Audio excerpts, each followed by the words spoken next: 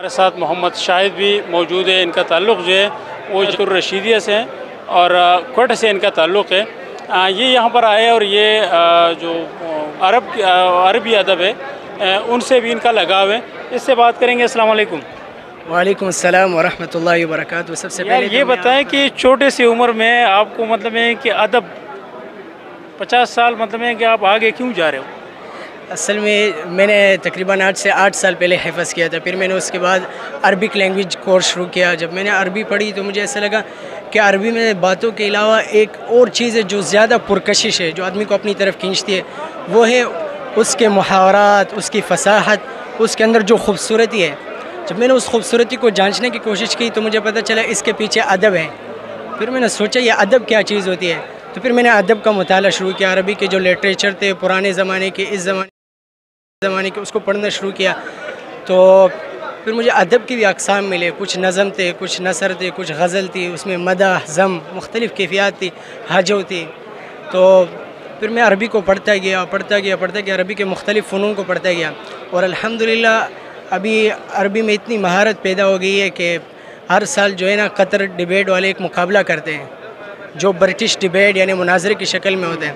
اور ہم نے تقریباً پچھلے سال اس میں شرکت کی تھی. اس میں 47 ممالک جو ہوتے ہیں نا وہ مقابلہ کرتے ہیں, اور ہم پاکستان کی ٹیم سے 3 آدمی تھے ہماری جامعۃ الرشید کی طرف سے. تو اس میں 20 منٹ پہلے موضوع دیتے ہیں اور 20 منٹ کے بعد ڈائریکٹ آپ نے اس پر جو ہے نا مناظرہ کرنا ہوتا ہے, ڈیبیٹ کرنا ہوتا ہے. تو اس میں تقریباً ہم سیمی فائنل تک پہنچ گئے تھے. یعنی ہمارا عرب ممالک سے ہمارا مقابلہ ہوا تھا. الحمدللہ ان کو اللہ کے فضل سے شکست دے دی. اگر آپ ہمیں یا اردو میں جو اردو بولنے والے ہیں, سننے والے, اگر آپ اس کو سمجھائیں گے کہ بھائی جو عربی ادب ہے ان کی جو آپ خوبصورتی اور دلکشی اور یہ باتیں کر رہے ہوں, تو آپ ان کو کس طرح مطلب ہے کہ وہ امپریس کرو گے کہ یار عرب میں کون سی ایسی چیزیں جو اردو میں نہیں ہے یا پشتو میں نہیں ہے؟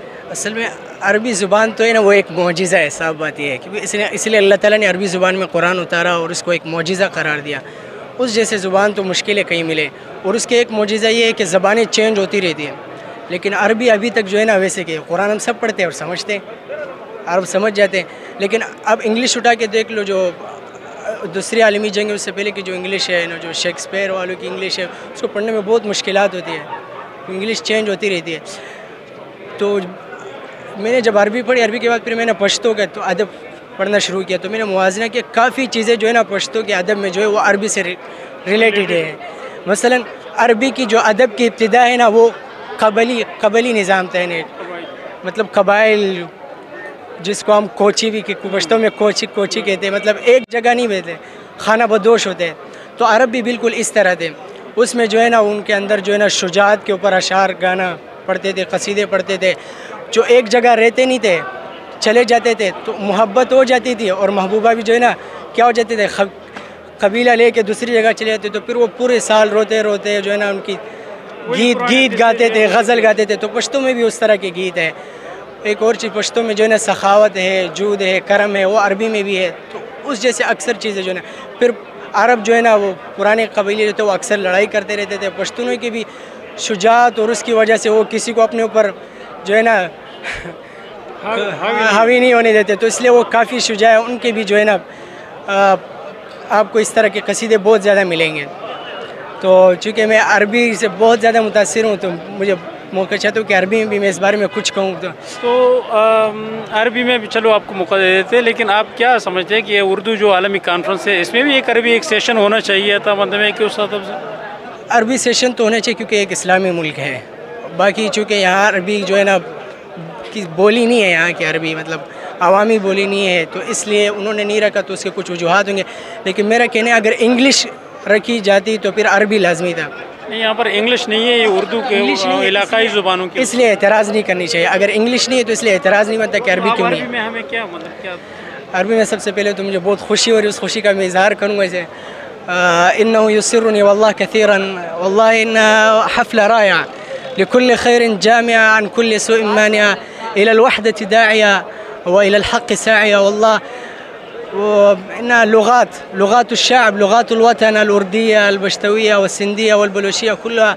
وهذه المجتمعات إنما تنعقد ليعرف كل شعب لغته وليمارس فيها وليعرف فصاحتها وبلاغتها, فإن كل لغة فيها فصاحة وبلاغة, ولكننا لا نعرف تلك الفصاحة لما أننا لا نخوض بحر تلك اللغة.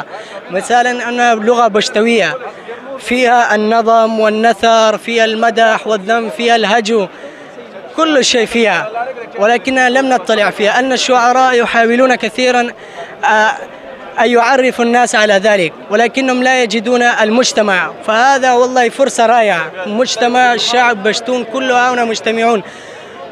فأنا أشكر الذين عقدوا هذا المجلس وليستمروا في هذا، وليساعدهم الله سبحانه وتعالى، وليعرفوا جوهر اللغات، فإن اللغات فيها الحكم والمعاني، ولكن إننا بعيدون عنها. لما؟ لأننا لم نخوض بحر تلك اللغة.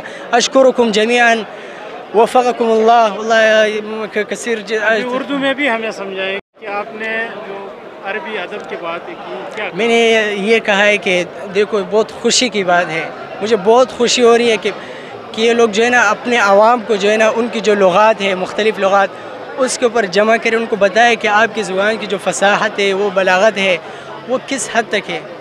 اس میں واقعی شاعری میں بہت بڑی حکمت ہوتی ہے، اس میں بہت دانائی کی باتیں ہوتی ہے، لیکن ہم لوگ اس سے دور ہیں۔ ہم اپنی لغات کو پہچانتے نہیں ہیں صحیح طرح سے۔ ہم انگلش پر فخر کرتے ہیں، ہم مختلف لغات پر فخر کرتے ہیں، لیکن اپنی جو مادری زبان ہے اس سے کافی دور ہے۔ تو ہر زبان کے شعراء جو ہوتے ہیں نا، وہ بڑی حکمت اور دانائی کے بعد جو ہے نا اپنی باتیں نقل کرتے ہیں، ہر بات سونے سے لکھنے کے قابل ہوتی ہے۔ اور شعراء چاہتے ہیں کہ ہم وہ باتیں لوگوں کو بتائیں، لیکن ان کو موقع نہیں ملتا۔ تو یہ سب سے بہترین موقع ہے شعراء کے لیے۔ میں کہتا ہوں جتنے باصلاحیت لوگ ہیں وہ اس سے دور نہ رہیں، ایسے موقع پر آئے، اپنی صلاحیت دکھائے۔ اب مجھے ادب سے شوق ہے، میں جو ہے نا شیرشاہ سے آیا ہوں یہاں، تاکہ میں دیکھوں کہ ادب سے رکھنے والے، مجھے ایسا لگ رہا ہے جیسے میں اپنے بھائیوں کے ساتھ ہوں، سب ادبی لوگ ہیں۔ مجھے بہت خوشی ہوئی، آپ کا بہت شکریہ۔ بہت شکریہ۔ یہ تھے چھوٹا محمد شاہد، جس کا عربی ادب سے کافی لگاؤ ہے، اور یہاں پر تو عربی کا کوئی وہ نہیں، علاقائی زبانوں کا وہ سیشنیں چل رہی ہے، لیکن یہ یہاں پر بھی اپنے اپنائیت اور جو لگاؤ ہے ان کو شعر و شاعری سے، ادبی سے، زبان کا سیم ہوتا ہے، ادبی خاکہ سب کا سیم ہوتا ہے، سب میں نظم نثر سب میں ہوتے ہیں، تو اس لیے وہ ادبی خاکہ، ادب سے ذوق رکھنے والے لوگ ہر زبان کے ادب سمجھ جاتے ہیں، اس لیے میں یہاں آیا ہوں۔ بہت شکریہ، بہت فائدہ ہوا۔ بہت شکریہ، تھینک یو۔